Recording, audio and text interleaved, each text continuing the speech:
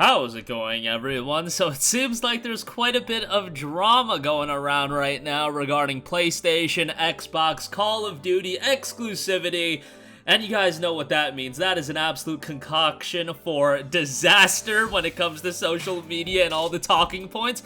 I'll try to give you guys my best objective opinion. That is the keyword, opinion. I know a lot of people are going to disagree with me, agree with me, maybe fall somewhere in the middle. I don't know, but there's a lot to digest, and there's a lot of information that we don't know, and yeah, a lot to talk about, so we'll talk all about that if you guys are unfamiliar with what I'm talking about. PlayStation noted Xbox's Call of Duty offer was inadequate on many levels. This is coming from GamesIndustry.biz. We'll talk that. We got some positive news, some interesting news. Crystal Dynamics has taken control of some of its most beloved IPs, and a Ryuga Gotoku Studio Summit will be happening on September the 14th. We'll talk that at the end of this video, but primarily, do want to talk Call of Duty. Obviously, with Microsoft in the process of acquiring Activision, that still has to go through. It is not finalized, so that is something you have to keep in mind when you dissect this story and try to absorb all of the information.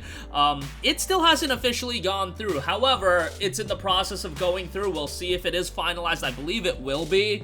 But as noted on GamesIndustry.biz, Microsoft has promised to keep Call of Duty on PlayStation for 3 years beyond the current agreement between Activision and Sony. Now, this is also getting lost a little bit. Activision and PlayStation already have an agreement for Call of Duty content for the next 3 years that includes Modern Warfare 2, and you would think the next 2 Call of Duty games. So, that, at the very least, you're gonna be getting Call of Duty for those 3 years. What happened was, it looks like Microsoft had agreed to allow Sony and PlayStation to have Call of Duty for another 3 years. Now, that doesn't mean after 6 years, Call of Duty would be off of PlayStation. It would be something, I'm sure, that would be a work in progress, but yeah, that's as much information we know. In a statement provided to GamesIndustry.biz, Jim Ryan noted that the offer was inadequate on many levels. Noting, I hadn't intended to comment on what I thought to be a private business discussion, but I feel the need to set the record straight because Phil Spencer brought this into the public forum.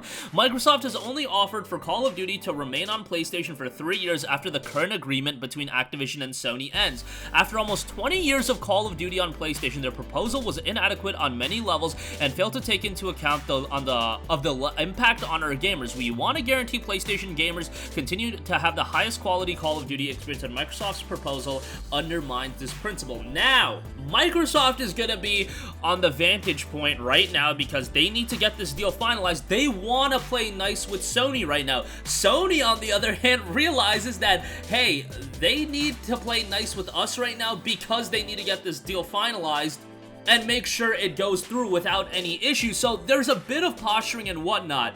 What I am seeing a lot of is people hating on Phil Spencer, people praising Phil Spencer, people hating on Jim Ryan, people praising Jim Ryan, and I think that is really dumb. Like, guys, at the end of the day, these people are not your friends. They are looking to make as much money as possible. They're gonna say sweet things on social media, they're gonna say X, Y, Z, but it's a lot of posturing, it's a lot of let's get the consumers on our side, let's make ourselves look to be the good guy. And that's fine, that's what any business is gonna do.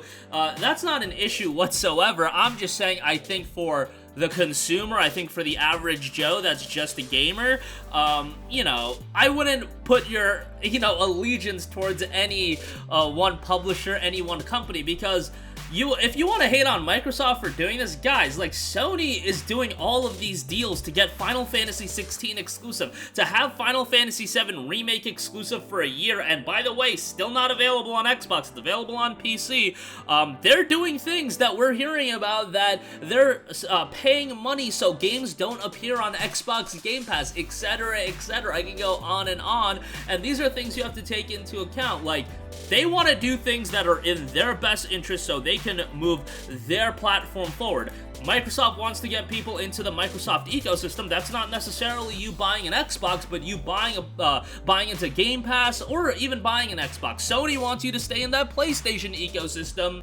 And you just have to objectively assess this without, you know, letting your platform of preference really get in the way, because Sony's done their fair share of things that have screwed over Xbox players, and Microsoft has done that in the past as well. When you go back to like the Call of Duty era on 360 with the map packs and whatnot, that's only, you know, scratching the tip of the iceberg, or that is just the tip of the iceberg. So just keep that in mind when you know, try to have these allegiances towards different publishers and companies. Call of Duty is absolutely paramount to have on PlayStation. Like, in the future, in a world where PlayStation did not have Call of Duty, that would be a huge, huge blow. Like, I know some of you guys might be of the mindset, hey, Call of Duty has lost its luster. It's still one of the biggest IPs in all of gaming. I don't think it's too much of a stretch to say that at all. And you would hope that for the long-term future, when the PlayStation 6, PlayStation 7, let's say we get to that point, Call of Duty is still a big fixture, or at least a fixture on the platform where you can readily buy it. I know Microsoft's ultimate goal is to have Call of Duty in Xbox Game Pass and have it readily available that way. I'm not saying Call of Duty has to be a part of some sort of subscription service or Xbox Game Pass has to be on PlayStation. Microsoft, keep it on PlayStation. Charge $70 for it. You're bound to make a ton of money because people will still be on PlayStation buying it. I do think if games like Call of Duty end up on Xbox Game Pass and people see value on that end, oh, definitely. Even if Call of Duty's still on PlayStation at a $70 price tag, I do think that'll eat into a little bit of PlayStation's market share, but hey, Microsoft has their business strategy. If it works out for them, good on them. Sony has theirs. If it works out for them, good on them. I just want all games to be on all platforms. I know that is a utopia that we are probably never going to reach, but I would be okay with I would be happy if God of War, Ragnarok, Day 1, Xbox, PlayStation, PC, all that good stuff. I'd be happy if Halo Infinite, Day 1, Xbox, PC, PlayStation, cross-platform play. Just let chaos rule, because that, in my eyes, would be best for the consumer. Most people are not going to be buying multiple consoles. They're not going to be buying a high-end PC and a console. Some of us are fortunate enough where we can do that, but that's not going to be the majority of people, and I'd like my boys that play all their games on Xbox to be able to play some of the single-player PlayStation games that I rave about. I would like for my friends that are on PlayStation to be able to play Halo, Forza, whatever the case may be. I would like my friends that are just on PC to be able to play God of War Ragnarok on day one and not have to wait 3-4 years, and I think ultimately that would make everybody the most amount of money. But remember, they want to get you into that ecosystem. They want to get you subscribing to PlayStation Plus. Yeah, Sony will give the trickle down on PC, but that's ultimately after they've squeezed it as much value as they can out of it on PlayStation first. I do ultimately believe one day we're gonna get closer to a world where everything is on every platform. I want to see the walls come down. I don't think it's gonna be anytime in the near future, but we'll see. That's my optimistic outlook on everything going on. But as far as this drama going around, I just think put your allegiances towards specific companies aside, and, you know, you want to keep Call of Duty on PlayStation for the long term, and if Call of Duty ends up on Game Pass, I mean, that's excellent for the Xbox consumer as well, and the PC consumer, that they can have the option. That's what you want. You want options. If you don't want to do Game Pass, okay, get a PlayStation, but let that option be open to you. As a consumer, I feel like that should be of paramount importance, just having as many options available to you as possible. Alright, enough about that. Rambled on that quite a bit, but moving on from that, Crystal Dynamics has taken control of its most beloved games, noting on their official website, "We are excited to inform you that Crystal Dynamics has taken control of several game franchises, including Tomb Raider and Legacy of Kain from the game's previous owner in Square Enix. As a result of this change, Crystal Dynamics or its affiliate is now the owner of these games and the controller of the gameplay and personal data related to them. They have updated their terms of service and privacy notice as well." So Crystal Dynamics is going to be on you. I know they're working on a new Tomb Raider, and bro, Tomb Raider since Tomb Raider 2013, I've mentioned it a lot, one of my favorite franchises in all of gaming. I love Tomb Raider 2013, loved Rise of the Tomb Raider. Shadow of the Tomb Raider I wasn't as hot on, but I still thought it was a pretty darn good game. And Legacy of Kain, I've seen my comment section before with people being like, give us a new Legacy of Kain, and I understand, like, it's not an IP I am super attached to, but man, I asked for The Legend of Dragoon to get a remake, so I am in no position to be hating on people that want more Legacy of Kain. And, yeah, hopefully that does ultimately happen. Even like a Legacy of Kain 1 remake, I think, would be pretty cool. Lastly, I do want to note Ryuga Gotoku Studio has a summit scheduled for September 14th of this year, of course.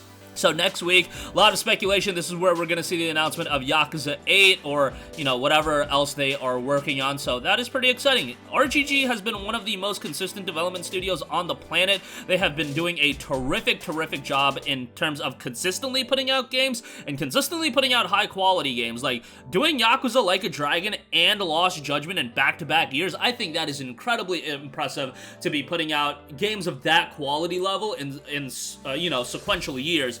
And again, just consistency is at the heart of their content. Always good games, in my opinion, and Like a Dragon and Judgment kind of offer two different styles of gameplay. While having some of the same elements, they are distinctly different from a gameplay standpoint as well, but excited for that. Hopefully, again, we see an announcement of Yakuza 8. That is going to do it for me. Let me know your guys' thoughts on the Call of Duty Xbox PlayStation story. I know a lot of people have their different takes on it. Crystal Dynamics taking control of Legacy of Kain as well as Tomb Raider and several other franchises as well. Tomb Raider and Legacy of Kain being two of them.